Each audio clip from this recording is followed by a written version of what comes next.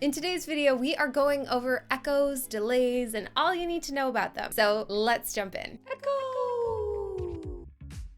Hi, I'm Diana Everett. I'm a singer, songwriter, producer, artist, and RAC graduate. So last video, we went over reverberation. If you haven't seen it, the link will be in the description below. Here's a quick recap as it'll help you better understand echoes and delays. So reverberation, you have an initial sound, and when that sound is produced in a space or environment, the sound waves will then hit surfaces and bounce and reflect until they reach the listener. The time it takes to get to the listener after the direct sound will determine how big the space is. Now, these reflections are the fundamentals of echoes and delays. Echoes and delays are time-based effects, just like reverb, and are used to create an auditory illusion of repetition. They share a variety of different parameters and uses, so it's helpful to understand the distinctions between the two. So now that we got that, let's go over what is an echo. Echo is an effect used to add depth and dimension to a sound. It does this by creating a copy of the sound and then playing it back after a certain amount of time. This creates a repeating sound or an echo. Echo. The amount of time between each repetition is called the delay time. The longer the delay time, the more spread out the echoes will be. Compared to delays, echoes will tend to have a longer delay time between repetitions and a more natural decay, which is kind of like the fade out. This allows the echo to sound more like a natural echo in a physical space. Echoes are used to create a sense of depth or atmosphere, to emulate a natural space like a church, or to create creative effects like a stadium.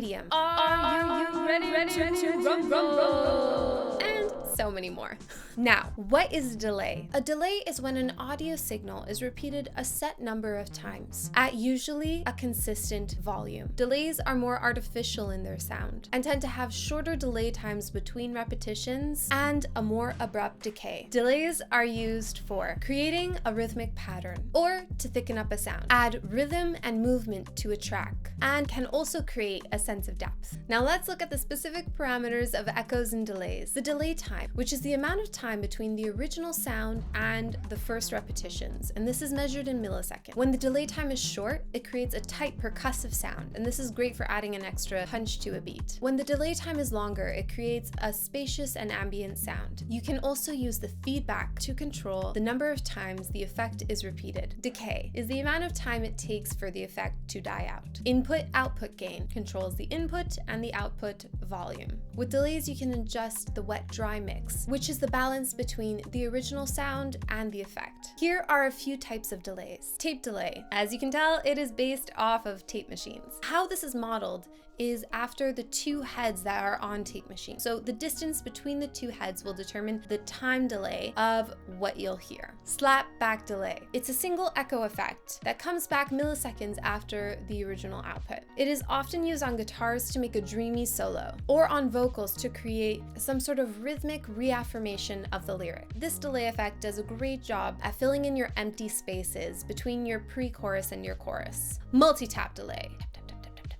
A delay effect where we manipulate delay time and subdivide it into multiple sub-delay times, or taps. These taps play one after the other depending on the settings. With this technique, you can create many rhythmic delays and textural sonic events. You can either tempo-base the effect, so the effect will be linked to your session or set tempo, or specifically choose a time setting for the playback. You can adjust so each tap has a different wetness or effect levels applied to it. Honestly, it's very versatile and lots of fun, and you can get really creative with it. Ping pong delay. This is an Ableton staple. It plays with the panning of a delay. The input is panned left and the delay effect is panned right. This then opens up the stereo field, and so we have this feeling of bing bong, bing bong.